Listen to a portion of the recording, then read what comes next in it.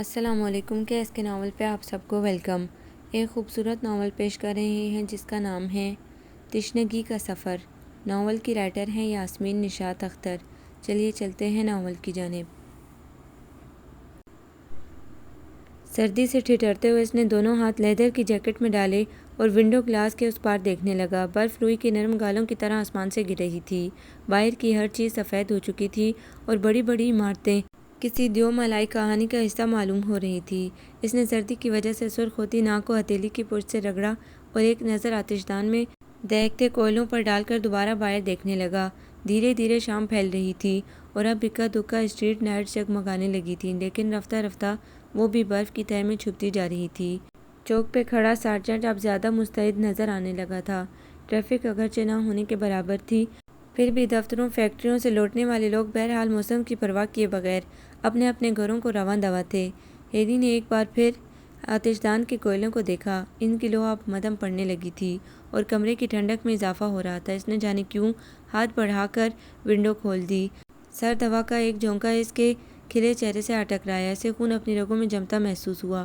پھر بھی وہ کچھ دیر ایسے ہی کھڑا رہا۔ ٹھنڈی ہوا کے تھپیڑوں سے اس کی ناک اور آنکھوں سے پانی بہنے لگا، لیکن وہ کھڑا رہا یہاں تک کہ باہر مکمل اندھیرا چھا گیا اور آتش دان میں دہکتے شعلے راکھ میں بدل گئے۔ تب وہ دھیرے سے پلٹا اور آتش دان میں مزید لکڑیاں سلگانے لگا۔ کمرے میں عنبر کی مہک پھیل گئی۔ اسے یہ خوشبو بہت اچھی لگتی تھی۔ اس نے گہری سانس لے کر خوشبو اندر کھینچی، پھر الیکٹرک کیٹل سے اپنے لیے کافی تیار کرنے لگا۔ وہ اس وقت بالکل خالی ذہن تھا۔ یہ کیفیت کچھ عرصے سے اس پر طاری رہنے لگی تھی۔ وہ بیٹھے بیٹھے غائب دماغی کی کیفیت میں مبتلا ہو جاتا تھا۔ Harry, are you here? باہر سے ایک مہین سی آواز آئی تھی۔ اس کا جی چاہا وہ اٹھ کر کہیں چھپ جائے، لیکن وہ ایسا نہیں کر سکا کیونکہ کرسٹی اپنے پاس موجود چابی سے دروازہ کھول کر اندر آ چکی تھی۔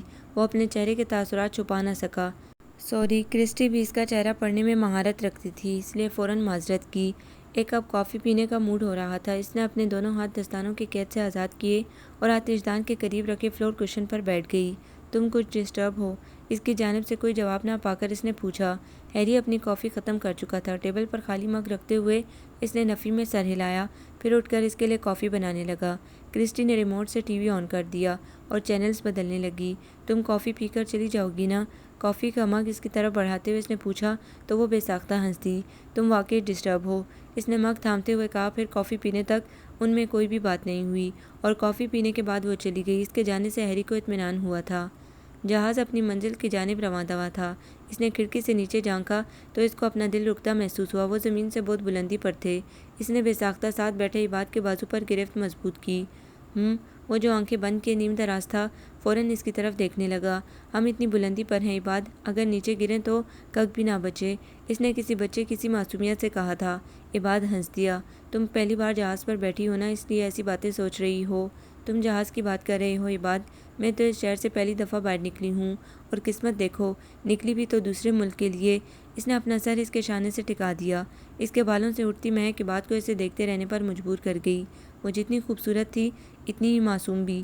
6 ماہ پہلے جب وہ پہلی بار اس سے جوائے لینڈ میں ملی تھی، تب اس نے آئندہ کا لائحہ عمل ترتیب دے لیا تھا، کیونکہ وہ پاکستان آیا ہی اس مقصد سے تھا کہ کسی مشرقی لڑکی سے شادی کر کے اپنا گھر بسا لے۔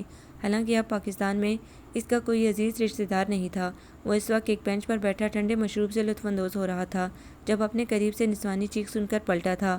یوں تو پورا جوائے لینڈ ہی چیخوں اور شور سے گونج رہا تھا کہ جب بڑے بڑے جھولے اوپر نیچے آتے جاتے تو اس میں بیٹھے بڑے بچے سب چلانے لگتے۔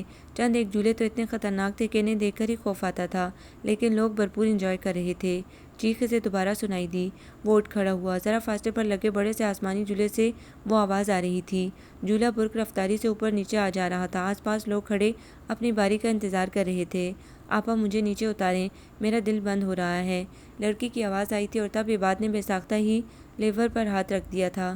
جھولا آہستہ آہستہ نیچے آنے لگا۔ جھولے والا اس سے الجھنے لگا، لیکن وہ اس سے بے نیاز جھولے سے اترتی اس بے حد خوفزدہ لڑکی کو دیکھ رہا تھا۔ اس کی کوئی رشتہ دار خاتون اس کے ہاتھ ملنے لگی۔ ایک بچہ بھاگ کر پانی لے آیا اور وہ ایک ہاتھ دل پر رکھے آہستہ آہستہ پانی پینے لگی۔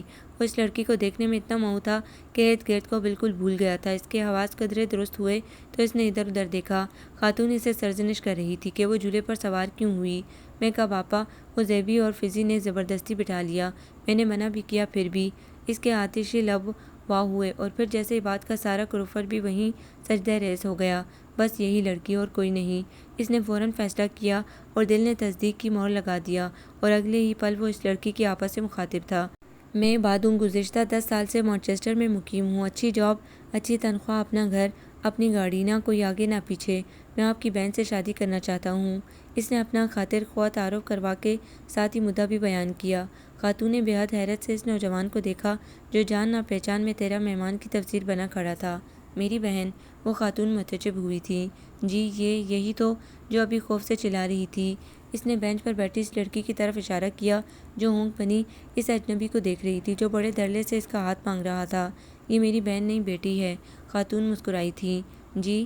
اب کہ وہ حیران ہوا تھا، اس نے ایک بار پھر آپا کا اور اس لڑکی کا جائزہ لیا تھا۔ دونوں کی عمروں میں خاص فرق معلوم نہ ہوتا تھا۔ چلیں زرمینے، آپا اب اس لڑکی سے مخاطب تھیں۔ جی؟ وہ سر کو دونوں ہاتھوں سے دباتی اٹھ کھڑی ہوئی۔ تھوڑی دیر بعد وہاں 2 لڑکیاں اور ایک خاتون 16-17 سالہ لڑکے کے ہمراہ آ گئیں۔ زرمینے کی ماں ہنس ہنس کر تھوڑی دیر پہلے کا واقعہ سنانے لگیں۔ عباد کو انہوں نے یکسر نظر انداز کر دیا تھا۔ وہ تلملاتا ہوا کبھی زرمینے اور کبھی اس کی ماں کو دیکھ رہا تھا جو بڑے مزے سے اب آگے جا رہی تھی۔ عباد کا دل چاہا اس لڑکی کا ہاتھ پکڑے اور بھاگ جائے، لیکن وہ ایسا نہیں کر سکا۔ وہ یہ بھی جانتا تھا کہ آج کے بعد وہ ان لوگوں سے کبھی نہیں مل سکے گا اور ساری عمر زرمینے کے لیے تڑپتا رہے گا۔ یہ خیال اسے سہانے روح لگا اور اس نے یکا یک ان لوگوں کے پیچھے دوڑ لگا دی اور عین زرمینے کی ماں کے سامنے راستہ روک کر کھڑا ہو گیا۔ ان کے چہرے پر ناگواری کے واضح تاثرات ابھرے۔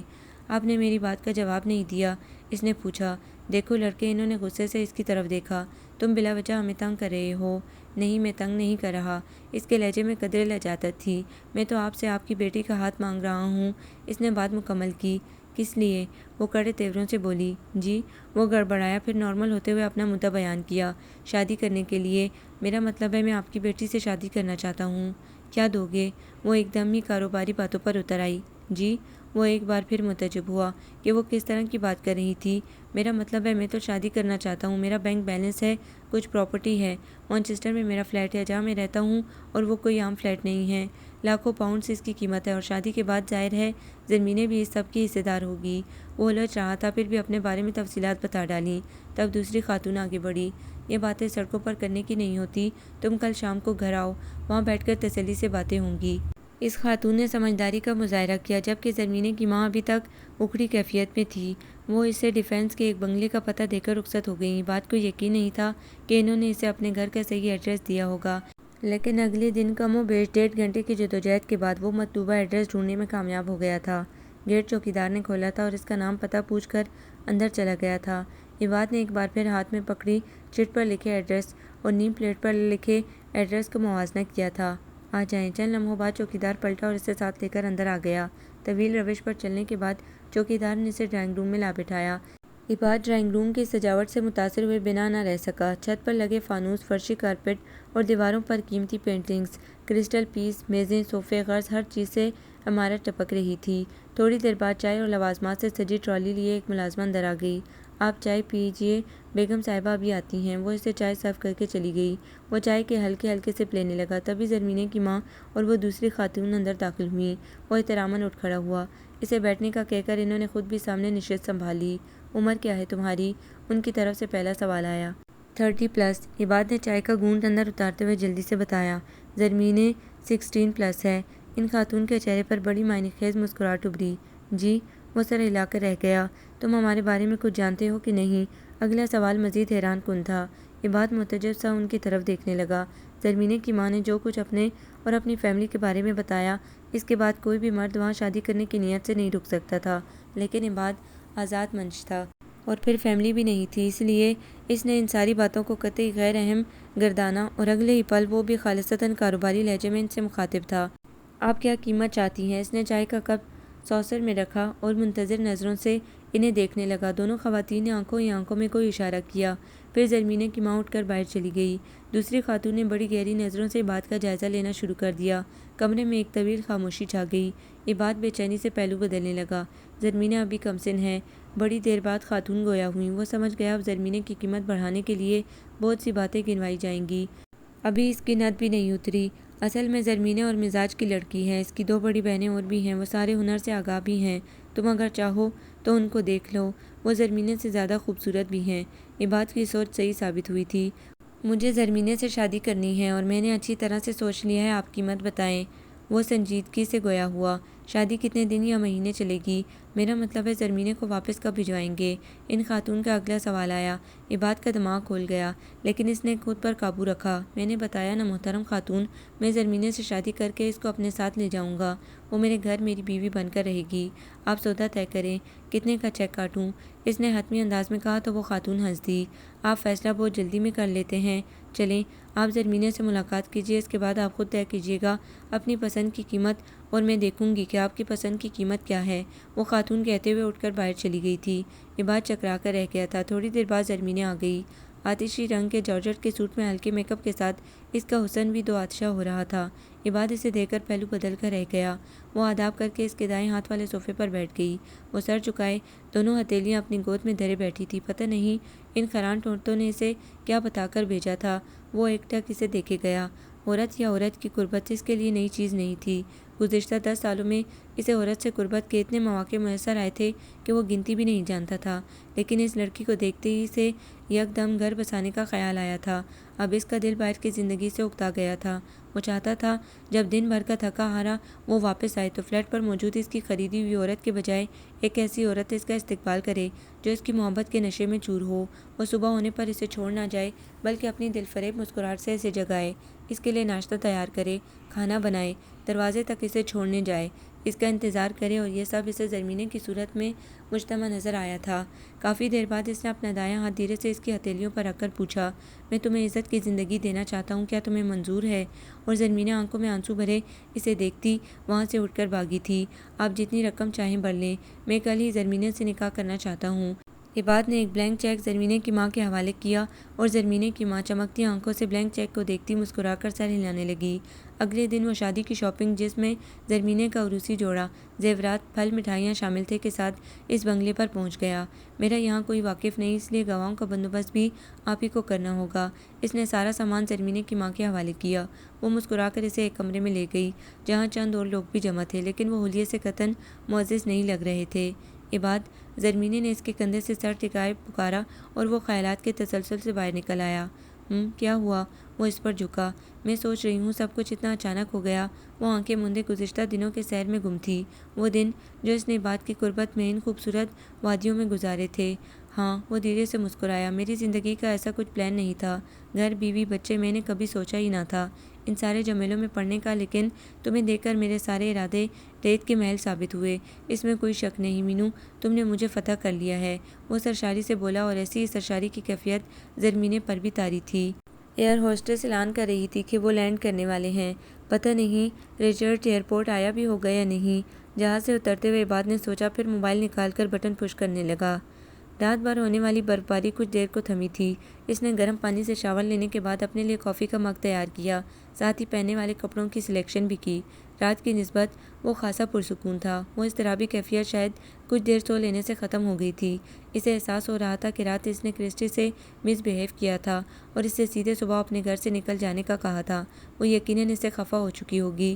اسے آج کرسٹی کے ساتھ ڈنر کر لینا چاہیے، اس نے پلان کیا۔ اس نے کرسٹی کو SMS کیا۔ شام کو واپسی پر وہ اسے اسٹور سے پک کرنا چاہ رہا تھا۔ پھر وہ دھیمے لہجے میں گنگناتا ہوا تیار ہونے لگا۔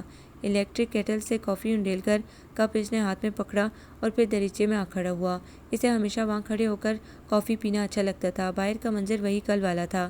کبھی کبھی اسے زندگی بے حد ٹھہری ہوئی لگتی، جامد۔ تبھی اس کے موبائل پر بیپ ہوئی۔ اس نے دیکھا ایبی کالنگ آ رہا تھا۔ اوہ، اسے یک دم سے کچھ یاد آیا۔ یس کا بٹن پش کرتے ہی اس نے بولنا شروع کر دیا، تم بے فکر رہو، میں پہنچ رہا ہوں 10 منٹ میں۔ 10 منٹ میں کیا اڑ کر آ رہے ہو؟ دوسری جانب سے استدعائیہ کہا گیا۔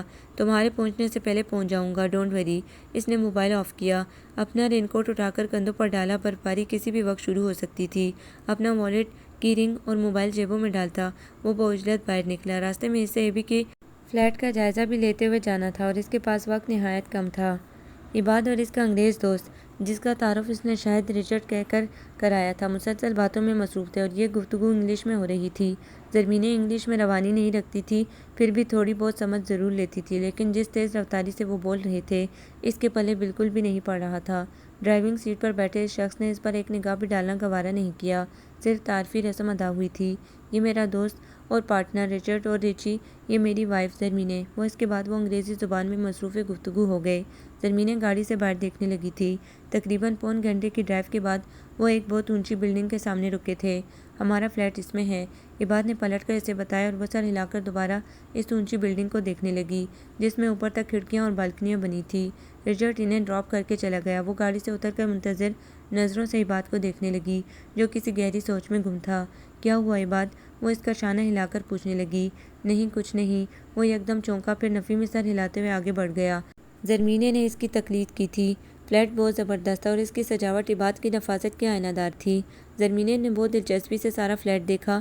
Bed rooms, kitchen, TV lounge, غرض ہر جگہ کی سیٹنگ انتہائی خوبصورت تھی۔ یہ گھر اس کا ہے؟ ایک طمانینت بھری سوچ نے اس کا احاطہ کیا تھا۔ تم بھی ایزی ہو جاؤ، رچرڈ ابھی کھانا لے کر آتا ہوگا۔ عباد کی آواز اسے خوشگوار تصورات کی دنیا سے باہر لائی تھی۔ وہ سر ہلاتے ہوئے اپنا بیگ گھسیٹتی ڈریسنگ روم میں چلی گئی۔ جب فریش ہو کر آئی تو عباد آتش دان میں آگ جلائے حرارت لے رہا تھا۔ اسے دیکھ کر وہ بھرپور طریقے سے مسکرایا۔ زرمینہ بلش ہو کر ادھر ادھر دیکھنے لگی۔ آ جاؤ، بہت سردی ہے، وہ ہولے سے بولا۔ زرمینہ تھوڑا سا ہچکچا کر اس کے قریب جا کر بیٹھ گئی۔ بہت خوبصورت لگ رہی ہو اس وقت، وہ چہرہ اس کے بے حد قریب لا کر بولا۔ تبھی بدبو کا ایک ناگوار بھبکا زرمینہ کی ناک سے ٹکرایا اور اس نے گھبرا کر عباد کے ہاتھ کی طرف دیکھا۔ آپ ڈرنک کرتے ہیں؟ بے ساختہ اس کے لبوں سے ادا ہوا۔ او جانے من، تمہاری شربتی آنکھوں کی مے کے سامنے سارے نشے ہیچ ہیں۔ اس نے ایک بازو اس کی کمر میں حائل کرتے ہوئے سرگوشی کی تھی اور زرمینہ عجیب سی کیفیات میں گری کسمسانے لگی تھی۔ سردی بہت بڑھ گئی ہے، کرسٹی نے ڈانسنگ فلور پر ہیری کے سنگ ہولے ہولے جھومتے ہوئے کہا۔ وہ آج بہت خوش تھی۔ ہیری بہت دنوں بعد اسے ڈنر پر لایا تھا، ورنہ پچھلے کئی ماہ سے وہ ہیری میں کئی تبدیلیاں رونما ہوتے دیکھ رہی تھی اور چاہنے کے باوجود بھی وہ ڈسکس نہیں کر سکی تھی۔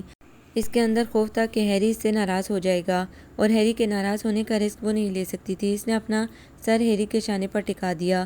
ہیری نے اس کے گولڈن بالوں پر ایک نظر ڈالی اور پھر یکدم اسے اپنے سے الگ کر کے وہ ڈانسنگ فلور سے نیچے اتر آیا۔ کرسٹی سے منتشب ہو کر اسے دیکھا، پھر ٹھنڈی آہ بھرتی وہ بھی اس کے پیچھے چلی آئی۔ ہیری کا چہرہ اس سمے سرخ ہو رہا تھا۔ Are you all right Harry? وہ پریشان ہو اٹھی۔ روح تک کو ٹھٹھا دینے والی سردی میں ہیری یوں سرخ ہو رہا تھا جیسے اس کے ارد گرد انگارے دہک رہے ہوں۔ ہیری نے کہا، کچھ نہیں۔ گلاس میں ڈرنک انڈیل کر لبوں سے لگا کر ہلکے ہلکے سپ لینے لگا۔ کرسٹی پریشانی سے اسے دیکھنے لگی۔ یہ اسے کیا ہو جاتا تھا اچانک؟ وہ ایسا تو نہیں تھا۔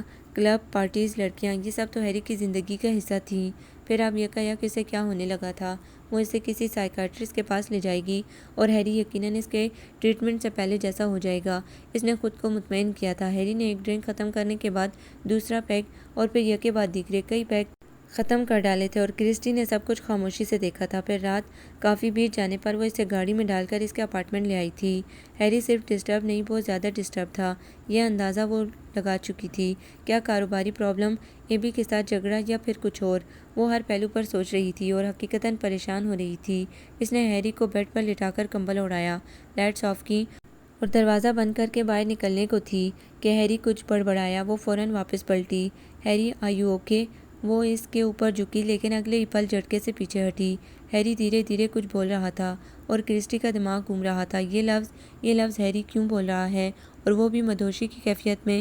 اس کا پورا وجود جھنجھنانے لگا تھا۔ وہ دروازہ بند کر کے الٹے قدموں باہر بھاگی تھی۔ اللہ کہاں ملتا ہے مادام؟ آواز پر مریم نے پیچھے مڑ کر دیکھا اور پھر ساکت رہ گئی۔ ابھی مسلم کمیونٹی کی کچھ بچیاں قرآن پاک پڑھ کر گئی تھیں۔ وہ قرآن پاک ان کے جزدان میں لپیٹتی اپنے دھیان میں تھی، لیکن یہ سوال جیسے انہیں چونکا گیا تھا۔ سوال اتنا چونکانے والا نہیں تھا، لیکن جس نے کیا تھا وہ ان کے لیے ضرور حیران کن تھا۔ آؤ بیٹا، اندر آ جاؤ۔ اگرچہ مریم کسی اجنبی مرد سے ملتی نہیں تھی، لیکن اس سوال نے جیسے ان کے اندر یکدم سے کچھ پھونک دیا تھا۔ وہ زہر زدہ سا چلتا اندر آیا۔ وہ کوئی 26-27 سال کا نوجوان تھا، سنہرے بال، نیلی آنکھیں اور شہابی رنگت، چہرے پر اضطراب۔ بلو لائننگ والی شرٹ اور وائٹ پینٹ میں وہ خوبصورت لگ رہا تھا۔ بیٹھ جاؤ۔ انہوں نے سائڈ پہ پڑے کاؤچ کی طرف اشارہ کیا اور خود قرآن پاک اٹھا کر جگہ پر رکھنے لگی۔ آپ نے بتایا نہیں اللہ کہاں ملتا ہے؟ وہ مستبرانہ گویا ہوا۔ وہ پلٹ کر مسکرائی۔ یہاں۔ انہوں نے دل پر ہاتھ رکھا۔ یہاں؟ اس نوجوان کا دایاں ہاتھ اپنے سینے کی طرف اٹھا تھا۔ وہ استجابیہ نظروں سے انہیں دیکھنے لگا۔ ہاں، یہاں دل میں، شرک سے زیادہ نزدیک، وہی تو ہے جس نے انسانوں کو جمے ہوئے خون کی ایک بوند سے پیدا کیا، وہی تو ہے جو بس کہتا ہے کہ ہو جا اور ہو جاتا ہے۔ مجھے کیوں نظر نہیں آتا؟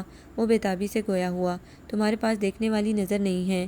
وہ مسکرائیں۔ اور یہ نظر میرے پاس کیوں نہیں ہے؟ تم نے کوشش نہیں کی۔ وہ کچھ اور کہتے کہتے بات پلٹ گئی۔ کیا کرتے ہو؟ بہت کچھ۔ ایک بار چلاتا ہوں، ایک ڈسکو بھی ہے، ڈھیر ساری لڑکیوں سے بھی دوستی ہے، لیکن کرسٹی سب سے اچھی لگتی ہے۔ اکثر شام کو ہم اکٹھے ہی ہوتے ہیں۔ بہت اچھی اور پیاری لڑکی ہے۔ وہ بچوں کی معصومیت سے اپنے بارے میں بتانے لگا، پھر یکدم ہی چپ ہو گیا۔ مریم خاموشی سے اس کی وہ باتیں سن رہی تھی۔ وہ پھر بولا، آپ کے مذہب میں یہ ساری باتیں اچھی نہیں سمجھی جاتی ہیں نا؟ مریم مسکرانے لگی۔ برائی کسی بھی مذہب میں شامل نہیں، خواہ وہ عیسیٰ علیہ السلام کا لایا ہوا مذہب ہو یا میرے سونے آخری نبی صلی اللہ علیہ وآلہ وسلم کا۔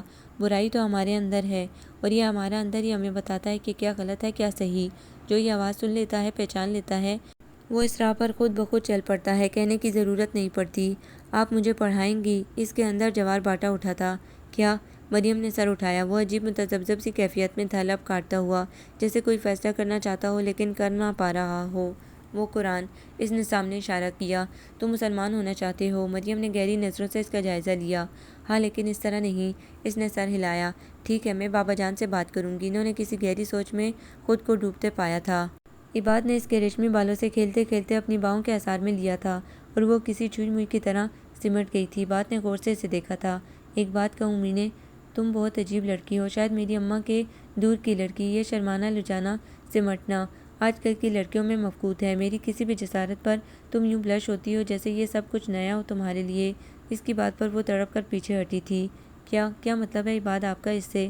دیکھو، مجھے غلط نہیں سمجھنا، طنز نہیں کر رہا ہوں، لیکن سچ میں مجھے تمہاری حرکات کبھی کبھی بے حد بناوٹی لگتی ہیں۔ جس جگہ ماحول سے تمہارا تعلق ہے وہاں تو ایک ایک ادا بکتی ہے۔ میں یہ سب تمہارے لیے نہیں کہہ رہا، لیکن تمہارے گھر میں اور بہت سی لڑکیاں بھی دیکھی ہیں میں نے۔ اور پھر یہ سب نہ بھی ہو تو آج کل کے میڈیا اور بے تحاشا چینلز نے بہت کچھ اتنا عام کر دیا ہے کہ ایک چھوٹی عمر کی بچی یا بچہ بھی کس کا مطلب سمجھتا ہے، اور تم یوں ری ایکٹ کرتی ہو۔ عباد، اس کے حلق سے مری مری آواز نکلی تھی۔ گزشتہ 6 ماہ میں عباد نے ایک بار بھی تو اسے احساس نہیں دلایا تھا کہ وہ اس کی قیمت چکا کر آیا ہے۔ اس کی وارفتگیاں، اس کی شوخیاں اس کے لیے سچ مچ ایک نیا احساس تھا۔ اسے تو عباد کی محبت کی دنیا سپنوں کی دنیا لگتی تھی، ایسی دنیا جہاں غم دکھ پریشانی کچھ بھی نہیں تھا۔ پھر یکایک یہ عباد کے دل میں شک کا بیج کیوں کر اگایا تھا؟ اس کے چہرے پر ایک رنگ آ رہا تھا، ایک جا رہا تھا۔ شدت ضبط سے اس نے لب بھینچ لیے تھے اور نچلے ہونٹ سے خون رسنے لگا تھا۔ عباد پریشان ہو اٹھا۔ اوہ کم آن مینے ڈارلنگ، میں نے ایک بات کی تھی، میرا مقصد تمہیں ہرٹ کرنا نہیں تھا، پلیز یوں خود کو۔ اس نے زرمینے کو قریب کرنا چاہا، لیکن وہ بہت آہستگی سے اپنا آپ چھڑا کر پیچھے ہٹ گئی۔ آنکھوں میں بے تحاشا پانی جمع ہو رہا تھا۔ عباد نے یہ کس طرح کی بات کر دی تھی؟ اسے برداشت نہیں ہو رہا تھا۔ وہ دوسرے کمرے میں جا کر پھوٹ پھوٹ کر رونے لگی۔ عباد اس کے پیچھے نہیں آیا تھا، الماری سے ڈرنک نکال کر اپنا غم غلط کرنے لگا تھا اور پیتے پیتے وہیں لڑ گیا تھا۔ بہت ہی پہلے، جب شاید اسے اچھا یا برا کچھ بھی نہیں پتا تھا، اماں نے گھنگرو لا کر اس کے آگے رکھے تھے۔ یہ کیا ہے باجی؟ اس نے پڑھتے پڑھتے سر اٹھا کر پوچھا تھا، اور اماں نے اسے سر سے پیر تک گہری نظروں سے دیکھا تھا۔ ایک مسکراہٹ ان کے ہونٹوں پر آ ٹھہری تھی۔ گھنگرو؟ اماں نے ان کو آپس میں ٹکرایا تھا۔ کس لیے اماں؟ اس نے اب بھی کوئی خاص توجہ نہیں کی تھی۔ تو باندھے کی سوچ رہی ہوں تجھے آج سے ڈولی کے ساتھ استاد جی کے پاس بٹھا دوں۔ تو نے دیکھا نہیں وہ کیسا رقص کرتی ہے؟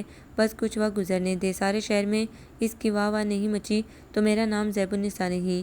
انہوں نے پان کا بیٹرا دانتوں تلے دبایا تھا۔ وہ تصور میں ڈولی کو شہرت کی بلندیوں پر دیکھ رہی تھی۔ پر باجی، اس نے قلم بند کرتے ہوئے اپنی ماں کو دیکھا جو باجی کہلوانے میں فخر محسوس کرتی تھی۔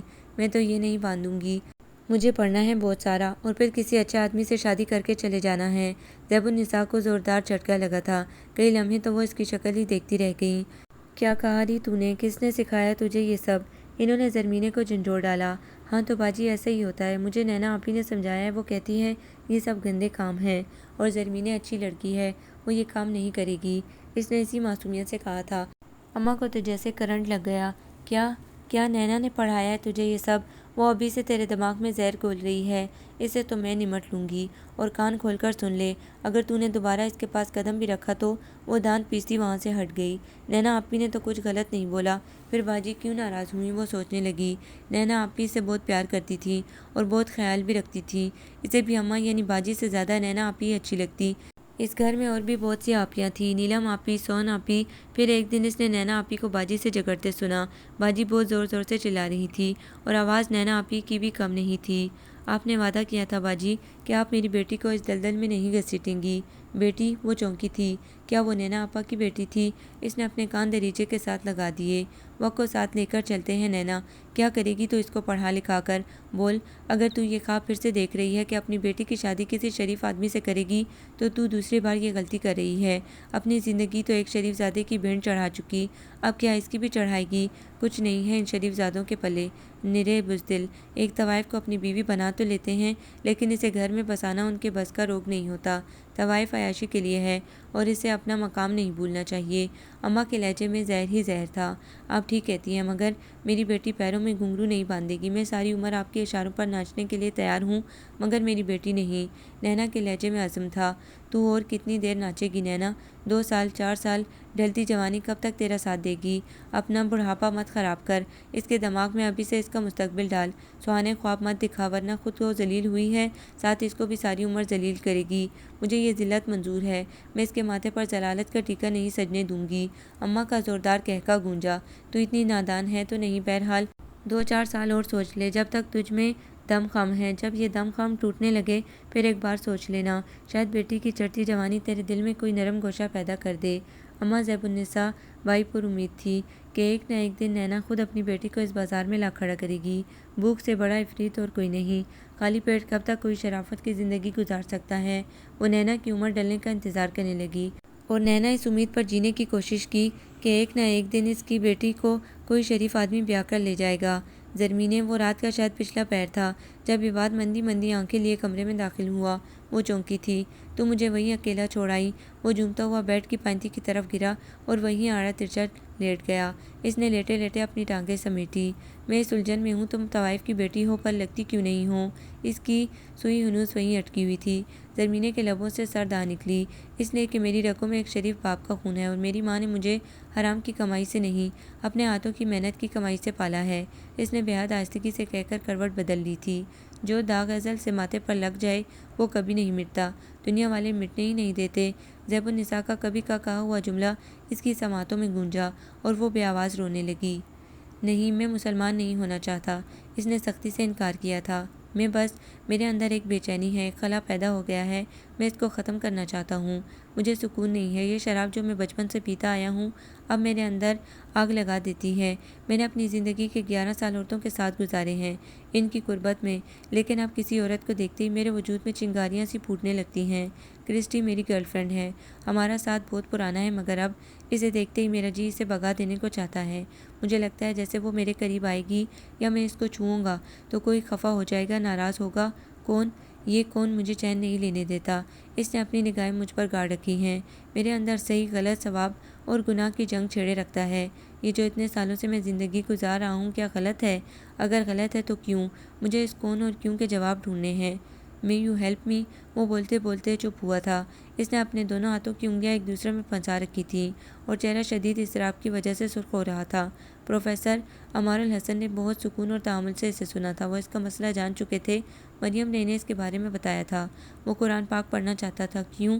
اس کی وضاحت وہ کر چکا تھا، لیکن عمار الحسن جانتے تھے اس کی وجہ کچھ اور تھی۔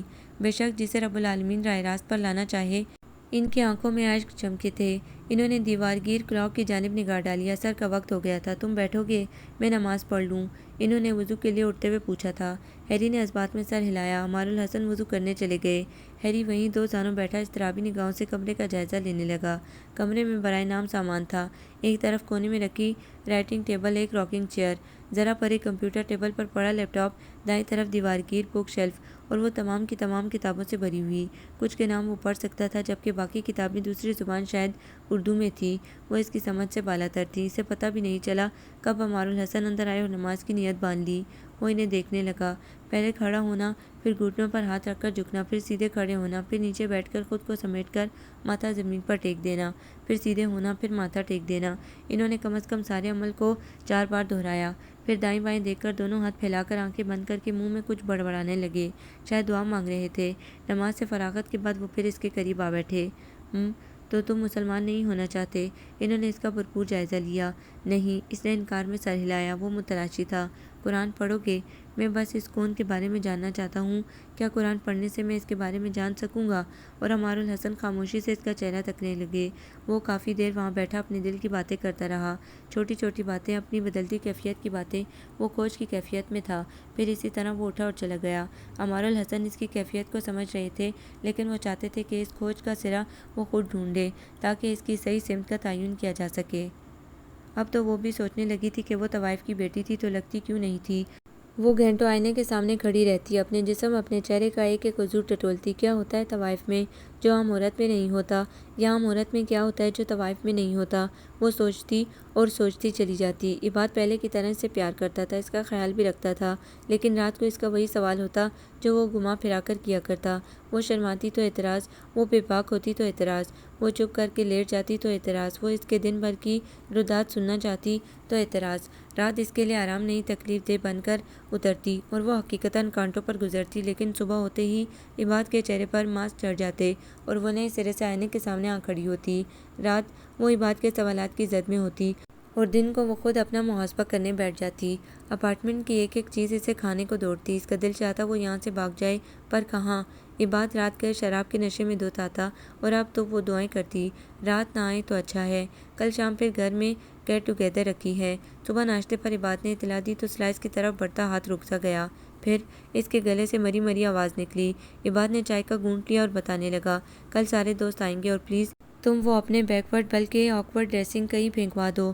میں نے مارتھا سے کہہ دیا ہے، وہ تمہارے لیے ڈریسز بھجوا دے گی اور شام کو آ کر تمہاری لک بھی چینج کر دے گی۔ یہ جو پینڈو سی لک ہے نا تمہاری، مجھے چڑ ہوتی ہے اس سے۔ اس نے جوس کا خالی گلاس ٹیبل پر رکھتے ہوئے ایک تمسخرانہ نظر اس کے وجود پر ڈالی۔ عباد، آپ کو میری اسی لک سے محبت ہوئی تھی؟ اس نے ڈرتے ڈرتے کہا۔ ہاں ہاں ہاں، وہ ہنسا اور پھر دیر تک ہنستا رہا۔ ہر نئی چیز اٹریکٹ کرتی ہے مس زرمینے، لیکن وہ کیا ہے کہ میں زیادہ دیر یکسانیت برداشت نہیں کر سکتا کسی بھی چیز میں، تمہاری اس لک سے نہیں۔ مجھے تمہارے چہرے سے محبت ہوئی تھی، لیکن چہرے کے ساتھ تمہارا وجود بھی ہے، اسے بدل بدل کر میرے سامنے لاؤ تاکہ یہ محبت برقرار رہے۔ Sweet heart. اس نے کھڑے ہوتے ہوئے اس کی ناک کھینچی اور پھر خدا حافظ کہہ کر چلا گیا۔ اسے عباد کی پارٹی سے نفرت محسوس ہوتی تھی۔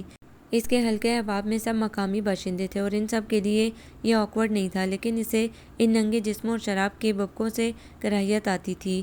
ایک دو دفعہ تو عباد نے اس کے حلیے کو برداشت کیا تھا، لیکن اب وہ کھلم کھلا اس پر تنقید کرنے لگا تھا۔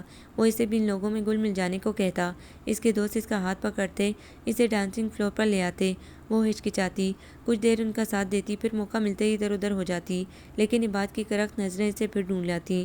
پچھلی گیدرنگ میں تو حد ہی ہو گئی، اس کے بزنس پارٹنر نے پہلے تو اس کی کمر میں ہاتھ ڈالے، خوب ہی ڈانس کیا، پھر آہستہ آہستہ وہ اونچی حرکتوں پر اتر آیا اور تب وہ اسے زور سے پرے دھکیلتی بھاگتے ہوئے وہاں سے آ گئی۔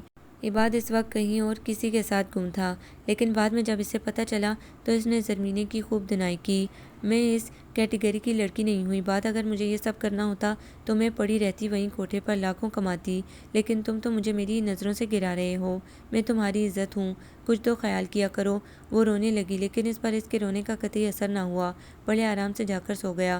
وہ ساری رات سسکتی کراتی رہی اور صبح دم اس کی آنکھ لگ گئی۔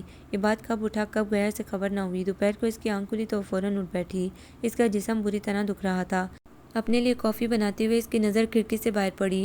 موسم ابر آلود تھا اور سردی میں شدت آ چکی تھی۔ سامنے والے اپارٹمنٹ کی کھڑکی میں اسے کوئی ایستادہ نظر آیا، وہ بلا ارادہ ہی اسے تکنے لگی۔ کافی کے سپ لیتے ہوئے وہ مسلسل اسے دیکھتی رہی، تبھی اس کی نظروں کی محویت کو جان کر اس نے ہاتھ ہلایا۔ وہ شرمندہ ہو کر پلٹ آئی۔ کیا سوچا ہوگا اس نے کہ میں؟ وہ تیزی سے کچن سے باہر آئی، جیسے وہ کھڑکی توڑ کے اندر گھسا آ رہا ہو۔ اس شام پہلی بار اس نے اماں نینا آپی کو فون کیا۔ جب وہ وہاں سے نکلی تھی تو نینا نے اس سے عہد لیا تھا کہ وہ پلٹ کر نہیں دیکھے گی۔ اسے عباد پر بھروسہ تھا یا زرمینے پر پتہ نہیں، لیکن زرمینے نے بھی سوچا تھا کہ وہ عباد کی محبتوں میں اپنا ماضی بھلا دے گی، کبھی پلٹ کر نہیں دیکھے گی۔ لیکن 6 ماہ میں ہی عباد کی شدتوں اور محبتوں کے خول اترنے لگے تھے، اور وہ اتنی مضبوط بہرحال نہیں تھی کہ ڈٹ جاتی۔ اماں کی آواز سنتے ہی جیسے اس کے زخموں کی ٹیسوں میں شدت آ گئی، وہ بے اختیار رونے لگی۔ کیا ہوا مینے؟ ان کا دل یک بارگی دہلا تھا۔ کیا اس کے ساتھ بھی وہی ہوا جو خود ان کے ساتھ ہوا تھا؟ مینے سب ٹھیک ہے نا؟ انہوں نے آواز دھیمی رکھی تھی مبادا باجی کے کانوں میں بھنک بھی نہ پڑے۔ ہاں آپا، اس نے بمشکل خود پر قابو پایا تھا۔ بس یوں ہی آپ لوگوں کی یاد آ گئی۔ اس نے فوراً بات بنائی۔ عباد تجھے ٹھیک تو رکھتا ہے نا؟ دیکھ ہمیں یاد مت کرنا، یہ اچھی یادیں نہیں ہیں، کوشش کر کے بلا دینا سب، کچھ بھی ناممکن نہیں ہوتا۔ اچھا باجی آ رہی ہیں، میں فون رکھتی ہوں۔ انہوں نے فون بند کر دیا اور وہ ریسیور کو تکتی رہ گئی۔ ہیری تم بدل گئے ہو بہت زیادہ، آج کل تمہارا اٹھنا بیٹھنا کن لوگوں میں ہے؟ کرسٹی آج بہت غصے میں تھی۔ ہیری کو چند چیزیں لینا تھا اور وہ کرسٹی کے اسٹور پر آیا تھا۔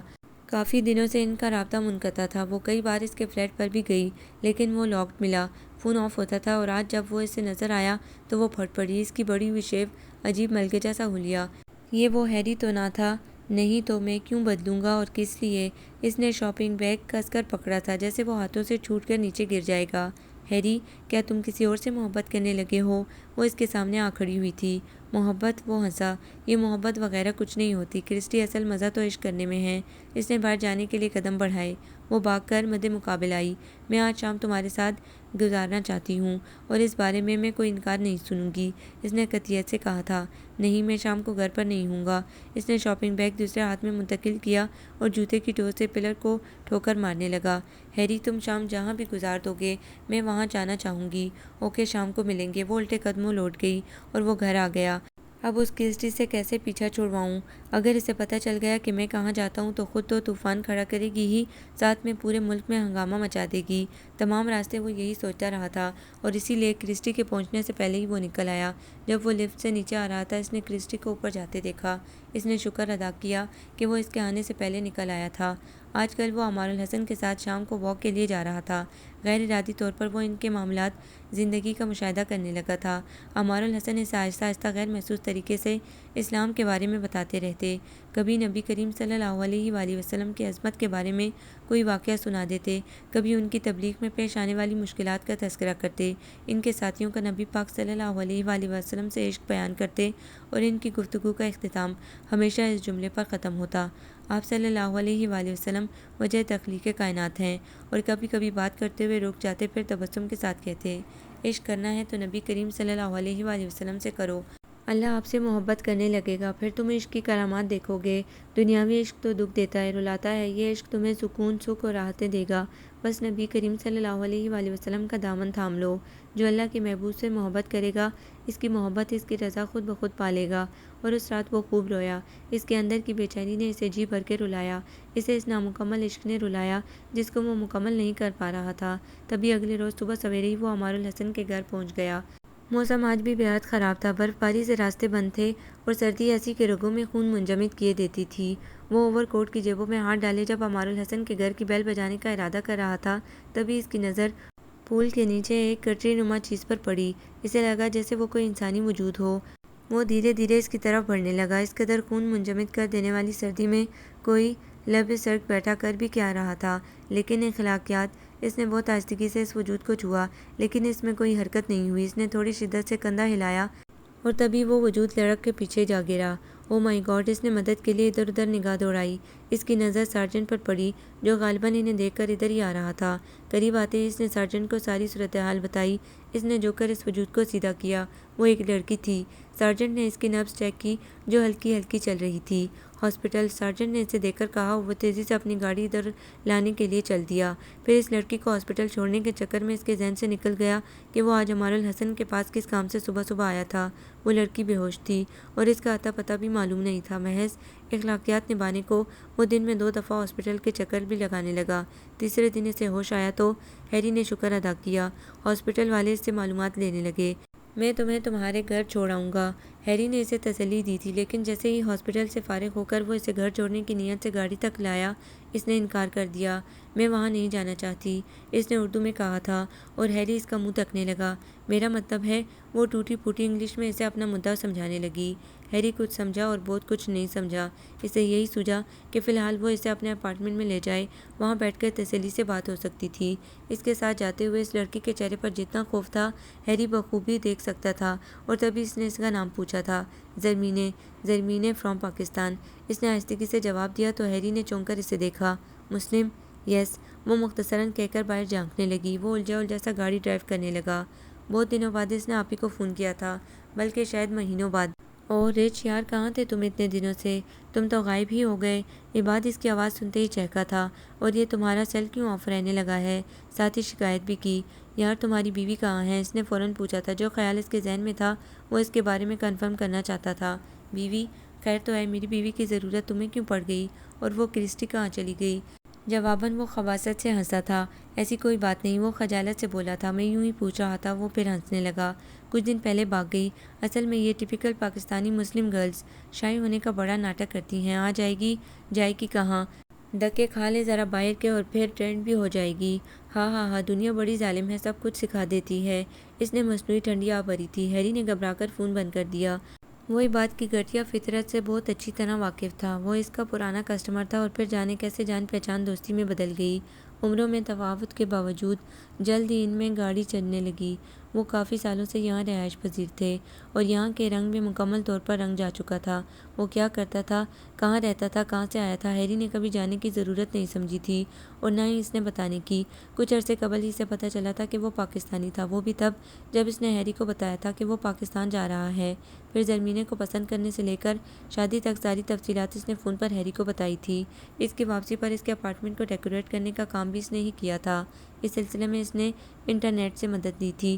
لیکن عجیب بات تھی کہ زرمینے کو ایئرپورٹ سے اپارٹمنٹ تک پہنچانے کے باوجود اس نے اس کی ایک جھلک تک نہیں دیکھی تھی، یا پھر شاید اس نے کوشش ہی نہیں کی تھی، ورنہ وہ دیکھ ہی لیتا۔ اس نے آتش دان میں مزید لکڑیاں ڈالی۔ باہر سردی عروج پر تھی۔ اس نے صوفے کی طرف نگاہ کی۔ زرمینے کمبل لپیٹے بیٹھے بیٹھے ہی نیند کی وادیوں میں اتر گئی تھی۔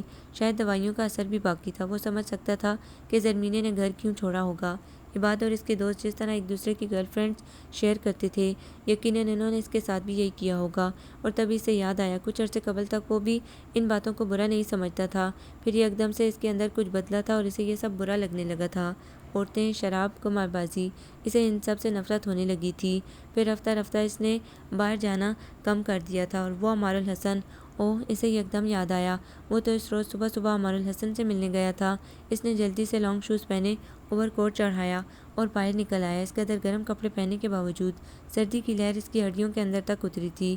اس نے گلوز چڑھائے اور جلد از جلد گاڑی باہر نکالی اور سڑک پر ڈال دی۔ سڑک ایک بار پھر بلاک ہو چکی تھی۔ بہت مشکل سے صاف جگہوں سے ہوتا ہوا وہ آدھے گھنٹے کے بجائے 2 گھنٹوں میں عمار الحسن کے گھر پہنچا تھا۔ تیسری بیل پر دروازہ کھلا۔ عمار الحسن، سردی سے ٹھٹرتے ہوئے اس نے مختصراً کہا، بیمار ہے وہ، تم اندر آنا چاہو تو آ سکتے ہو۔ انہوں نے بتاتے ہوئے سائڈ پر ہو کر اس کے گزر جانے کا راستہ بنایا تھا۔ وہ جھجکتا ہوا اندر آیا۔ مریم اس کے لیے کافی لینے چلی گئی۔ وہ عمار الحسن کے پاس چلا آیا۔ وہ آتش دان کے قریب ہی میٹرس لگائے لیٹے تھے۔ آؤ، وہ خوش دلی سے مسکرائے تھے۔ آپ ٹھیک تو ہیں نا؟ وہ پریشانی سے ان کی پیشانی کو چھوتے ہوئے بولا۔ اتنی سردی میں بھی ان کے بدن میں تپش تھی۔ ہاں الحمدللہ، سردی بہت ہو گئی ہے نا، تو بوڑھی ہڈیاں جواب دے جاتی ہیں، انہوں نے ایک بار پھر مسکراتے ہوئے کہا۔ مریم کافی کا مگ رکھ گئی۔ عمار الحسن کے اشارے پر وہ ہلکے ہلکے سپ لینے لگا۔ عمار الحسن بہت غور سے اس کا چہرہ دیکھ رہے تھے۔ آج اس کے چہرے پر اضطراب نہیں تھا، ایک سکون تھا، جیسے وہ کوئی فیصلہ کر چکا ہو، اس کے اندر کی تلاش مکمل ہو گئی ہو۔ سر، میں اسلام قبول کرنا چاہتا ہوں، کافی کا آخری سپ لیتے ہوئے اس نے کہہ ہی ڈالا۔ کرسٹی نے کھڑکی سے اندر جھانکنے کی کوشش کی۔ تھوڑے سے سر کے ہوئے پردے کے پیچھے سے اسے آتش دان میں سلگتی آگ بھی نظر آ گئی، اور صوفے پر لیٹا ہیری بھی۔ اس نے اطمینان کی سانس لی۔ بالآخر وہ ہیری تک پہنچنے میں کامیاب ہو گئی تھی۔ آج وہ سارے حساب بے باک کرے گی، اور اپنے اس تعلق کو کوئی نام دے کر ہی چھوڑے گی، اس نے سوچا تھا۔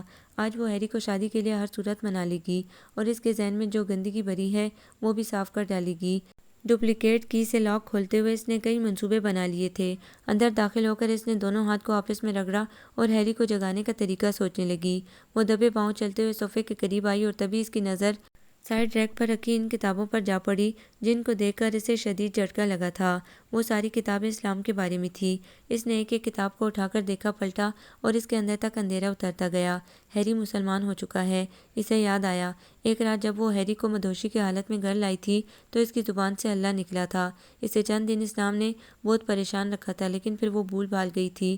تو یہ گریز، یہ تبدیلی اس لیے تھی۔ یہ اس نے کیا کیا تھا؟ وہ کس سے انسپائر ہو گیا تھا؟ اس کے تو دوستوں میں بھی ایسا کوئی شخص نہیں تھا جو مسلمان ہوتا۔ پھر کہاں، کس وجہ سے اس میں تبدیلی آ گئی جو اس نے اپنا مذہب چھوڑ دیا؟ پہلے تو اسے ہیری پر شدید غصہ آیا، پھر جیسے اس کو کھو دینے کا احساس غصے پر حاوی ہو گیا، وہ وہیں بیٹھ کر اونچی آواز میں رونے لگی۔ ہیری، یہ تم نے کیا کیا؟ کیا کیا کیا یہ؟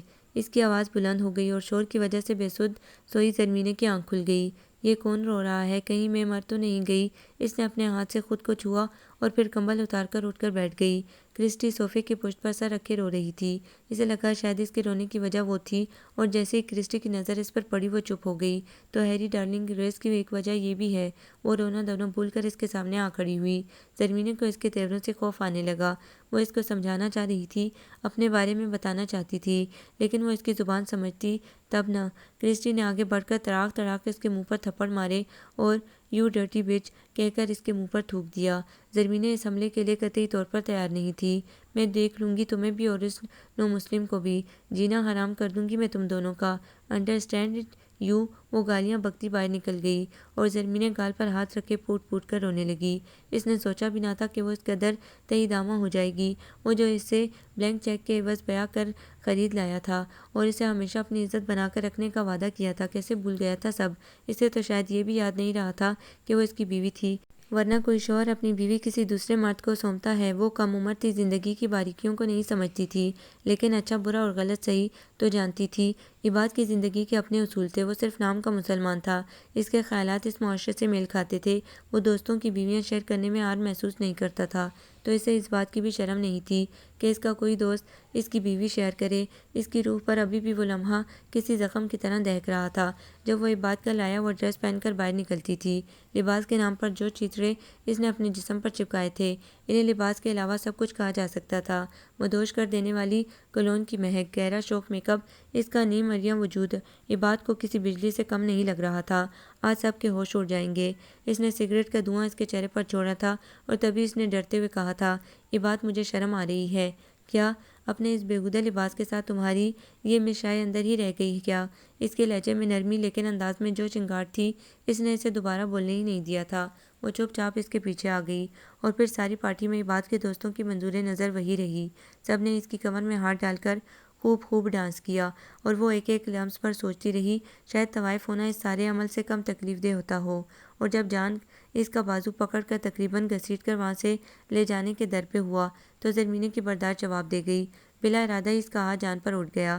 جان تو ششدر ہوا ہی۔ وہاں موجود سب لوگوں نے بے حد حیرت سے اس کے اس عمل کو دیکھا۔ عباد بھاگ کر آیا اور اب کھڑا خشمگی نظروں سے زرمینے کو دیکھ رہا تھا۔ اس نے اپنا ہاتھ چھڑا کر عباد کے پیچھے پناہ لینے کی کوشش کی، لیکن عباد نے اس کی کلائی مروڑتے ہوئے اسے اپنے سامنے لا کھڑا کیا۔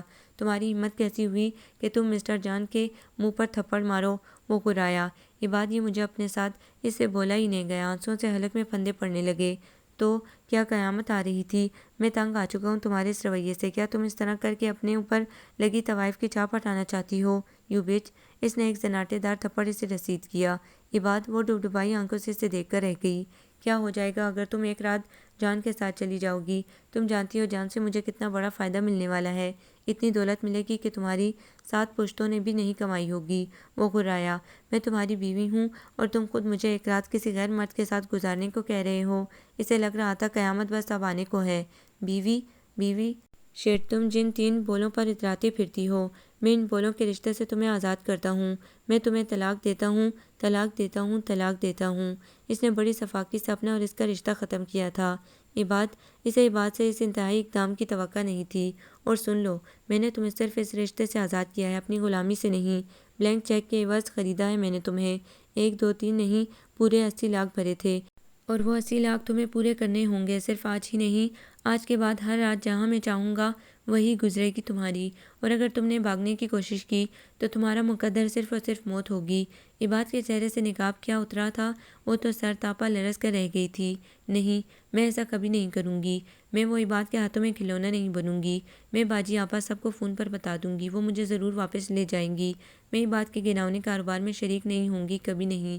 اس نے ایک عزم کے ساتھ اپنے آنسو پہنچے، ایک نظر عباد اور ساتھ کھڑے جان پر ڈالی اور قدم باہر کی طرف بڑھا دیے۔ عباد اس کے پیچھے لپکا سب دم سادے تماشا دیکھ رہے تھے۔ مجھے جانے دو عباد، اس نے بے حد سرد لہجے میں کہا تھا، اور جواباً عباد نے اسے بالوں سے پکڑ کر 2 جھٹکے دیے۔ اس نے اپنا آپ چھڑانے کی کوشش کی۔ عباد نے ایک اور تھپڑ جڑ دیا۔ مجھے جانے دو، وہ چیخی تھی، لیکن وہ اسے گھسیٹتا ادھر ہی لے گیا جدھر جان اسے لے جانا چاہ رہا تھا۔ وہ ہاتھ پاؤں مارتی رہی، چیختی چلاتی رہی، لیکن عباد پر قطعاً اثر نہیں ہوا تھا۔ اس کا چہرہ اتنا گھناؤنا ہوگا وہ کبھی خواب میں بھی نہیں سوچ سکتی تھی۔ عباد نے اسے اس قدر پیٹا تھا کہ اسے اپنے جسم کا ایک ایک حصہ ٹوٹا ہوا لگ رہا تھا۔ وہ جانے کب تک روتی رہی، تڑپتی رہی۔ باہر میوزک بجتا رہا، شور و غوغا پہلے آہستہ ہوا، پھر کم ہوتے ہوتے خاموشی ہو گئی۔ شاید سبھی نشے میں دھت ہو کر لڑک گئے تھے۔ اس نے دروازہ کھولنے کی کوشش کی، لیکن وہ باہر سے لاک تھا۔ وہ یہاں سے کہیں دور بھاگ جانا چاہتی تھی۔ ان سب کے ہوش میں آنے سے پہلے اس نے ایک موہوم سی آس پر دروازے کو جھٹکے دیے، لیکن کچھ نہیں ہوا۔ وہ واپس آ کر پھر وہیں بیٹھ گئی۔ اتنی مار کھانے کے باوجود اس کا ذہن تیزی سے سوچ رہا تھا۔ پھر کوشش کر کے اس نے پچھلی کھڑکی کھولی اور باہر چھلانگ لگا دی۔ وہ ایک تنگ گلی تھی، سردی انتہا کی اور وہ راستوں سے انجان۔ اس نے وہ بیڈ شیٹ جو آتے ہوئے بیڈ پر سے کھینچی تھی اپنے گرد اچھی طرح لپیٹی، ہیل والے جوتے اتار کر پرے پھینکے اور دوڑ لگا دی۔ لیکن جلد ہی اسے اندازہ ہو گیا کہ اس خراب موسم میں وہ ننگے پاؤں زیادہ دیر بھاگ تو کیا، چل بھی نہیں سکے گی۔ اس کے پاؤں شل ہونے لگے، وہ آہستہ آہستہ نڈال ہو کر گر سی گئی۔ برف باری شروع ہو گئی تھی۔ اس نے ادھر ادھر شیڈ تلاش کرنا چاہا، لیکن دھندلاتے موسم میں اسے کچھ نظر نہیں آیا۔ وہ وہیں سمٹا کر بیٹھ گئی۔ برف گر رہی تھی، باہر بھی اور اس کے اندر بھی۔ اسے لگا اس کے آنسو بھی برف کے تودے بن کر اس کے دل پر گرنے لگے تھے، اور پھر وہ کب ہوش و خرد سے بیگانہ ہوئی اسے یاد نہیں تھا۔ اس کی آنکھ ہاسپٹل میں کھلی تھی اور وہ آدمی پریشانی سے اسے تک رہا تھا۔ کبھی یوں بھی ہوتا ہے کہ آپ کے سجن متردہ سلوک آپ کے ساتھ کرتے ہیں جو آپ سوچ بھی نہیں سکتے، اور کبھی کوئی انجان خیر آپ کے زخموں پر پا رکھنے عام موجود ہوتا ہے۔ وہ مرنا نہیں چاہتی تھی، لیکن اس کے دل میں جینے کی خواہش بھی اتنی قوی نہیں تھی۔ عباد کے اس روپ نے اسے اندر تک توڑ کر رکھ دیا تھا۔ آنسو کا ایک سمندر تھا جو اس کے اندر بہہ نکلا تھا۔ اس نے کلمہ کیا پڑھا تھا، سر سے لے کر پیر تک دنیا ہی بدل گئی تھی۔ وہ بے چینی، بے سکونی، اخلاق جیسے ختم ہو گئی تھی۔ وہ عمار الحسن کے دونوں ہاتھ پکڑ کر رو رہا تھا، روئے چلا جا رہا تھا۔ نہیں کوئی معبود سوائے اللہ کے، اور محمد صلی اللہ علیہ وآلہ وسلم اللہ کے رسول ہیں۔ وہ بولتا اور زار زار رونے لگتا۔ کیسی جہالت بھری زندگی گزاری تھی اس نے، اور کیا تھا وہ؟ جانور نہیں، جانور بھی نہیں، تمام چرند پرند بھی تو اس رب سبحان کی تسبیح پڑھتے ہیں، اور وہ تو رب کے وجود سے بھی ناواقف تھا۔ اور سب سے پہلے اللہ تعالیٰ نے نوری محمدی صلی اللہ علیہ وآلہ وسلم پیدا کیا تھا، اور اس نور نے کئی ہزار برس قدرت الہی سے اللہ کی عظمت اور بزرگی کا مشاہدہ کیا اور تسبیح و طواف میں مصروف رہا۔ پھر اللہ تعالیٰ نے اس نور کو 4 قسم میں کر کے ایک قسم سے عرش پیدا کیا، دوسری قسم سے قلم کو، تیسری قسم سے بہشت کو، چوتھی قسم سے عالم ارواح اور ساری مخلوق کو تخلیق کیا، اور ان 4 میں سے 4 قسم نکال کر 3 قسموں سے عقل، شرم اور عشق پیدا کیا، اور قسم اول سے عزیز و مکرم حضرت محمد صلی اللہ علیہ وآلہ وسلم پیدا کیا، اور فرمایا اللہ نے کہ محمد صلی اللہ علیہ وآلہ وسلم، اگر میں آپ کو نہ پیدا کرتا تو ہرگز نہ پیدا کرتا میں زمین و آسمان اور ساری مخلوق کو۔ واللہ عالم بالصواب۔ عمار الحسن بولتے جاتے اور وہ سن سن کر ایک ایک لفظ دل میں اتارتا جاتا۔ اس کا اسلامی نام عمار الحسن نے عبد الرحمن تجویز کیا تھا۔ میں واپس نہیں جا سکتی، نہیں تو کوٹے پر بٹھا دی جاؤں گی، اس نے سر جھکاتے ہوئے کہا۔ مریم نے سرداب بھر کر اسے دیکھا، پھر اس کی پلیٹ میں کھانا نکالنے لگی۔ عبد الرحمن کو کب سے جانتی ہو؟ پلیٹ اس کے آگے رکھتے ہوئے پوچھا۔ میں ان کو نہیں جانتی، انہوں نے مجھے ہاسپٹل پہنچایا تھا، وہاں سے اپنے گھر، اور پھر یہاں لے آئے۔ ہم دونوں میں کوئی بات چیت بھی نہیں ہوئی، وہ میری زبان نہیں سمجھتے اور میں ان کی، اس نے وضاحت سے کہا۔ تم جانتی ہو قانوناً تم یہاں بھی نہیں رہ سکتی، ابھی تمہیں شہریت نہیں ملی، اور اب آگے مشکل ہے۔ میرا مطلب ہے جس رشتے سے تم یہاں آئی تھی وہ ختم ہو چکا، پاسپورٹ تک نہیں ہے تمہارے پاس، اور نہ ہی کوئی اور ڈاکومنٹس۔ خود تمہارا سابقہ شوہر ہی تمہیں بہت بڑی مصیبت میں مبتلا کر سکتا ہے۔ مریم اس کے لیے حقیقتاً فکر مند ہو رہی تھی، وہ رونے لگی۔ میں نے تو سوچا تھا مجھے اس غلاظت بھری زندگی گزارنے سے نجات مل جائے گی۔ عباد کو پا کر مجھے ایک لمحے کے لیے بھی پچھلا خیال نہیں آیا۔ آپ یقین کریں گی نینا آپا نے مجھے اتنی گندگی میں بھی کیسے بچا بچا کر رکھا۔ اماں نے، جنہیں ہم باجی کہتے ہیں، اور وہ نانی ہے ہماری، 80 لاکھ میں بیچا عباد کے ہاتھ۔ مجھے، اور اب وہ یہ قیمت وصول کرنا چاہتا ہے۔ مجھے کچھ سمجھ نہیں آتا کیا کروں۔ اس کے رونے میں شدت آ گئی۔ مریم اس سے فقط حوصلہ ہی دے سکتی تھی، کیونکہ وہ بھی نہیں جانتی تھی کہ زرمینے کے ساتھ کیا ہو سکتا تھا۔ عبد الرحمن اسے یہاں چھوڑ گیا تھا کیونکہ وہ اسے اپنے ساتھ نہیں رکھ سکتا تھا۔ اس نے ریکویسٹ کی تھی کہ اسے کچھ دن پناہ دے دی جائے، پھر وہ اس کے بارے میں کچھ سوچے گا۔ کیا یہ وہ بھی نہیں جانتا تھا؟ اسے یہاں آئے 2 ہفتے ہو گئے تھے۔ مریم نہ صرف اس کا خیال رکھ رہی تھی بلکہ ہر ممکن اس کی دلجوئی میں بھی مصروف رہتی تھی۔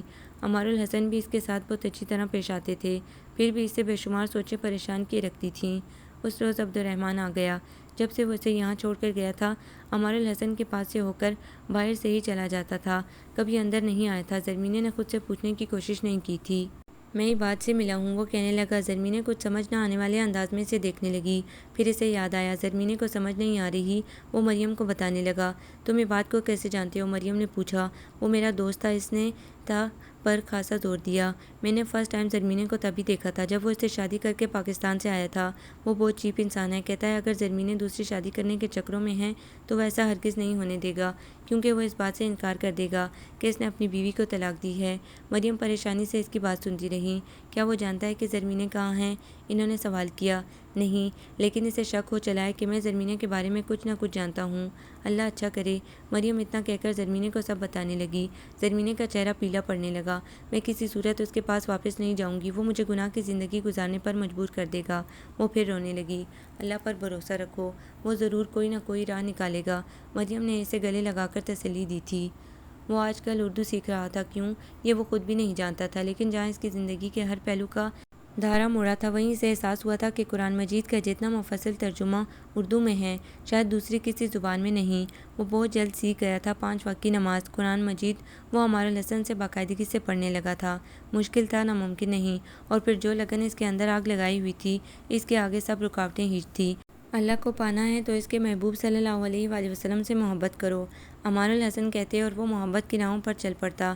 آپ صلی اللہ علیہ وآلہ وسلم کو کیا پسند تھا، کیا ناپسند، ان کا رہن سہن، مشکلات، صبر و تحمل، ایک ایک عمل مثال، ایک ایک عمل مشل راہ۔ زندگی کا دھارا ہی بدل گیا تھا، لیکن وہ بے چینی اب سکون میں ڈل گئی تھی، جیسے تپتے صحرا میں چلتے چلتے یک لخت کوئی نخلستان آ گیا تھا۔ اس روز وہ اردو کی کلاس لے کر لوٹا تو دروازے کے باہر ہی کرسٹی کو بیٹھا پایا۔ وہ حیران ہوا۔ کرسٹی اسے شکوہ کرتی نظروں سے دیکھتی رہی۔ اس نے کچھ نہیں کہا، خاموشی سے دروازہ کھول کر اندر آ گیا۔ کیا تم نے چابی کھو دی ہے؟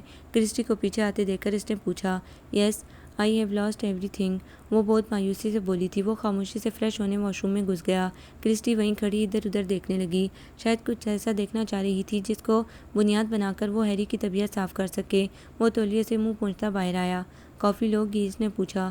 نو، اس نے انکار کیا، پھر چلتے ہوئے اس کے قریب آ گئی، اتنے قریب کہ اسے الجھن ہونے لگی۔ وہ پیچھے ہٹا۔ میری بات سنو ہیری، وہ اس کے رویے پر تڑپ ہی تو گئی۔ تم مجھے کیوں ایوائڈ کر رہے ہو؟ تم جانتے ہو میں تم سے کس قدر محبت کرتی ہوں۔ ہیری نے ایک نگاہ غلط انداز اس پر ڈالی۔ کرسٹی، تمہیں یہ جان کر شوق لگے گا کہ میں اب ہیری نہیں عبد الرحمن ہو گیا ہوں، اس نے بہت آہستگی سے اسے بتایا تھا۔ کرسٹی چند لمحے اسے دیکھتی رہی، جیسے خود پر قابو پانے کی کوشش کر رہی ہو، پھر جیسے وہ کامیاب ہو گئی۔ کیوں ہیری؟ اس کے لہجے میں بلا کا سکون تھا۔ عبد الرحمن کو اس کے رویے پر حیرت ہوئی تھی۔ وہ تو اس سے چیخنے چلانے کی توقع کر رہا تھا۔ میں خود نہیں جانتا کیوں۔ اس نے تولیہ چیئر کی بیگ پر پھیلایا اور اپنے لیے کافی بنانے لگا۔ تم نے بہت برا کیا ہیری، بہت برا، وہ اونچی آواز میں رونے لگی تھی۔ عبد الرحمن کو اس پر فقط ترس آیا تھا۔ عباد زرمینے کا کھوج لگاتا عمار الحسن کے گھر پہنچ گیا تھا۔ عبد الرحمن نے سچ کہا تھا، اسے شک ہو گیا تھا، اس لیے پہلے تو اس نے اس کے گھر پر زرمینے کو ڈھونڈنے کی کوشش کی۔ وہاں ناکامی کے بعد اس نے ایک دن ہیری کا پیچھا کیا اور عمار الحسن کے گھر پہنچ گیا، اور محض کنفرم کرنے کے لیے اس کے وہاں سے جانے کے بعد دروازے پر اس نے دستک دی تھی، اور یہ بھی محض اتفاق تھا کہ عبد الرحمن کے جانے کے بعد وہ جو دروازہ بند کر کے موڑی تھی، دستک پر واپس آ کر دروازہ کھول دیا تھا۔ اس کے تو وہم و گمان میں بھی نہیں تھا کہ سامنے عبد الرحمن نہیں بلکہ عباد کھڑا ہوگا۔ اس کے تو جیسے بدن سے جان نکلتے نکلتے رہ گئی تھی۔ اوہ، تو محترمہ یہاں ہیں؟ وہ بڑی خباثت سے مسکرایا تھا۔ اس نے فوراً دروازہ بند کرنا چاہا تھا، لیکن اس نے ٹانگ اڑا دی۔ اسی لمحے پیچھے سے مریم کی آواز سنائی دی تھی۔ مینا بیٹا، کہاں رہ گئی ہو؟ نماز کا وقت نکلا جا رہا ہے۔ اور جواباً اس سے بولا بھی نہیں گیا۔ وہ کانپتے وجود کے ساتھ کھڑی ایکٹا بات کو دیکھ رہی تھی۔ کون لایا تمہیں یہاں ہیری؟ اب وہ خشمگی نظروں سے اسے گور رہا تھا۔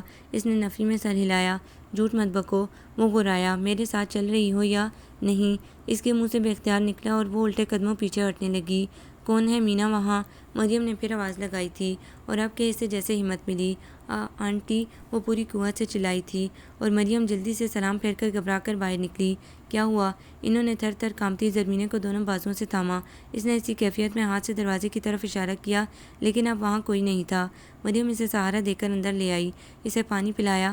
وہ ابھی تک شدید خوف کی کیفیت میں تھی۔ وہی بات اس نے تھوک نگلتے ہوئے بتایا۔ کیا وہ یہاں پہنچ گیا؟ مریم نے متفکر لہجے میں پوچھا۔ ہاں، اور اب وہ مجھے یہاں سے لے جائے گا۔ پلیز آنٹی، میں اس کے ساتھ نہیں جاؤں گی۔ اس نے مجھے 3 بار طلاق دی ہے، وہ کسی صورت مجھے نہیں لے جا سکتا۔ آپ پلیز بابا جان سے کہیں وہ کچھ کریں، ان کے تو بڑے بڑے افسروں سے تعلقات ہیں، یونیورسٹی میں کسی سے بات کریں، کوئی تو حل ہوگا نا اس ذلت بھری زندگی سے نکلنے کا، پلیز آنٹی۔ وہ ان کے آگے ہاتھ جوڑے پھوٹ پھوٹ کر رونے لگی اور مریم کی سمجھ میں نہیں آ رہا تھا کہ وہ اس کے لیے کیا کریں۔ عبدالرحمن نے ہر ممکن کوشش کر لی لیکن یہ بات ایسے مس نہیں ہوا۔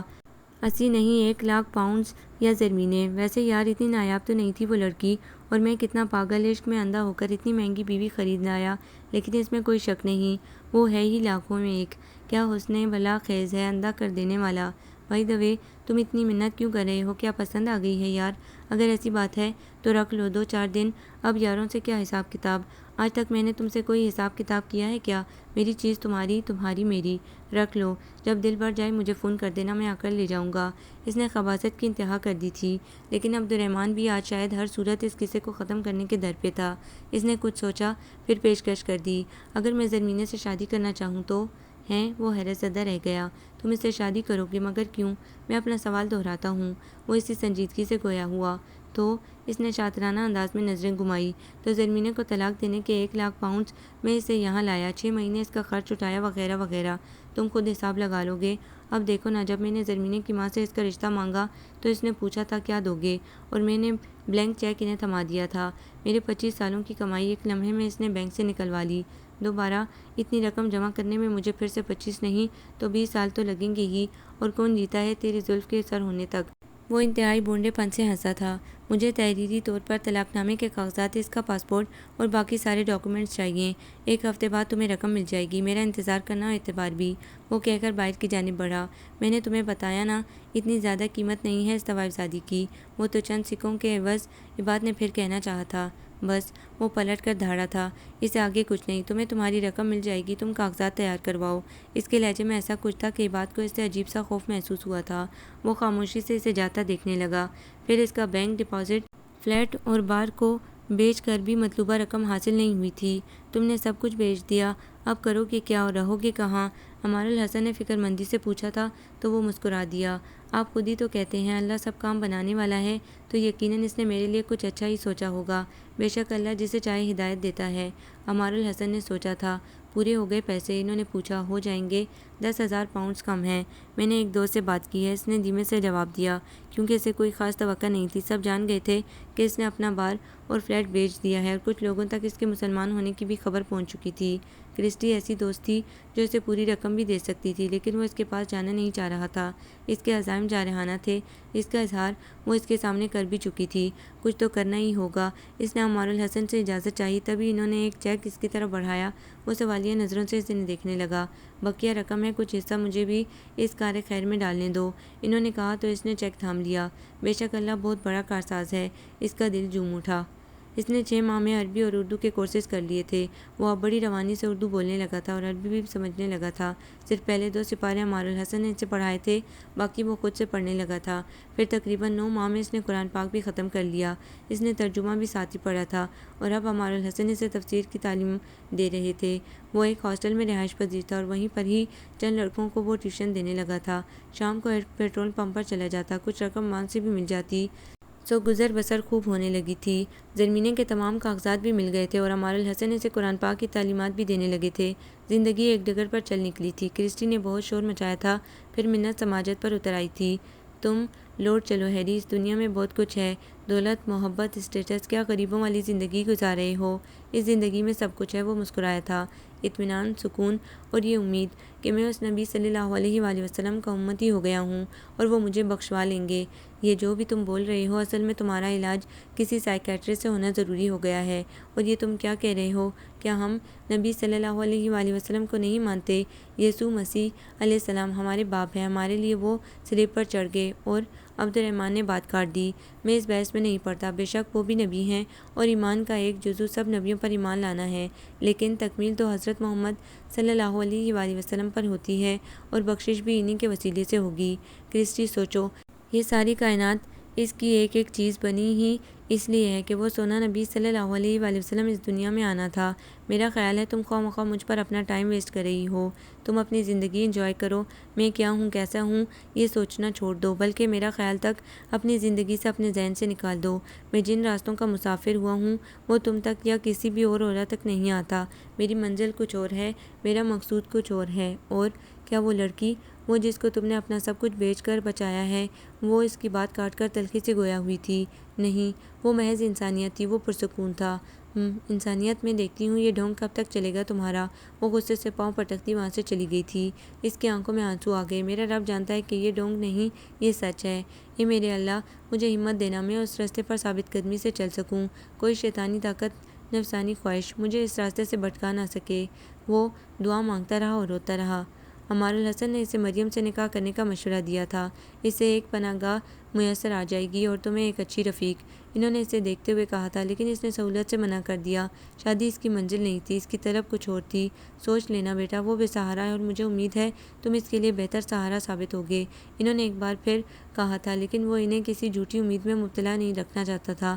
وہ اپنے بارے میں یا اپنے کل کے بارے میں کچھ نہیں جانتا تھا۔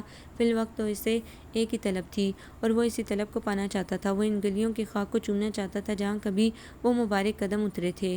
وہ ان فضاؤں کی پاکیزگی کو اپنے اندر اتارنا چاہتا تھا جن میں نبی کریم صلی اللہ علیہ وآلہ وسلم کی سانسوں کی مہک ابھی بھی باقی تھی۔ وہ وہاں کی ایک ایک شے کو چومنا چاہتا تھا۔ محبوب کو پانا ہو تو اس کے محبوب سے محبت کرو، محبوب مل جائے گا۔ اس نے کہیں پڑھا تھا اور وہ اسی فارمولے پر عمل پیرا تھا۔ وہ سمجھ گیا تھا اس نے جس ذات برکات کا دامن تھاما ہے وہ اسے اس کے محبوب سے ملوا دے گی، اس کی خوشنودی دلوا دے گی، وہ مقرب ہو جائے گا۔ میں مدینہ جانا چاہتا ہوں، اس روز اس نے عمار الحسن سے کہا تھا، اور انہوں نے دیکھا کہ عبدالرحمن کی صرف آنکھیں ہی نہیں پورا چہرہ لو دینے لگا تھا، جس کو وہ سرکار مدینہ صلی اللہ علیہ وآلہ وسلم منظوری دیں۔ انہوں نے جواب میں صرف اتنا کہا اور عبدالرحمن منظوری کا انتظار کرنے لگا، اور پھر یہ منظوری ہو گئی۔ اس کا سارا وجود لرز رہا تھا جب اس نے یہ خوشخبری عمار الحسن کو سنائی تھی، اور وہ بھی حیرت سے اسے دیکھتے رہ گئے تھے۔ پھر عبدالرحمن کبھی لوٹ کر نہ آیا۔ کئی سال گزر گئے۔ شروع میں وہ فون کرتا تھا، پھر وقفے آنے لگے۔ وہ یہی کہتا تھا، میں واپس نہیں آؤں گا، میں یہ مٹی چھوڑ کر کیسے آ جاؤں سر؟ اس کے لہجے میں اتنی عقیدت اور احترام ہوتا کہ بعض اوقات عمار الحسن بھی کانپ جاتے۔ وہ نو مسلم ہو کر ان سے بہت آگے نکل گیا تھا۔ محبت تو وہ بھی کرتے تھے، لیکن عبدالرحمن کی محبت عشق میں ڈل گئی تھی۔ زرمینے کا نکاح انہوں نے 3 سال قبل اپنے بھتیجے سے کر دیا تھا اور وہ اس کو لے کر شارجہ چلا گیا تھا۔ وہ وہاں خوش تھی۔ بے شک نیک مردوں کے لیے ہی نیک بیویاں ہیں۔ عمار الحسن نے فواد سے کچھ نہیں چھپایا تھا اور اسے خوشدلی سے زرمینے کا ہاتھ تھاما تھا۔ زرمینے وقتاً فوقتاً انہیں فون کرتی رہتی تھی۔ مریم اور عمار الحسن اللہ تعالیٰ کا شکر ادا کرتے تھے کہ وہ اپنے فرض سے سبکدوش ہوئے۔ عمار الحسن کی پوری کوشش کے باوجود مریم کا گھر دوبارہ نہیں بس سکا تھا، اور وہ جو ان دنوں نئے یہاں سیٹلڈ ہو رہے تھے، بہت پہلے انہوں نے یہاں کی مشہور یونیورسٹی میں اپلائی کیا تھا اور انہیں انٹرویو کال آ گئی تھی اور پھر وہ سلیکٹ ہو گئے تھے، لیکن بیمار بیوی کو چھوڑ کر وہ یہاں نہیں آ سکتے تھے، اس لیے وہ سال میں 4 بار یہاں لیکچر دینے آتے تھے۔ پھر ان کی بیوی کی اچانک وفات ہوئی تو مریم کی شادی اس کے ماموں زاد سے کر کے وہ ہمیشہ کے لیے یہاں آ گئے، لیکن مریم کا گھر نہیں بس سکا تھا۔ سجاد نہ صرف آوارہ منش بلکہ شرابی بھی تھا، اور یہ بات انہیں پہلے معلوم نہ ہو سکی تھی۔ مریم جیسی نیک اور دیندار عورت نے اپنی بھرپور کوشش کی، لیکن قسمت میں نہیں تھا۔ سجاد نے انہیں طلاق دے دی اور یوں کچھ عرصے وہ اپنی خالہ کے پاس گزار کر عمار الحسن کے پاس آ گئیں۔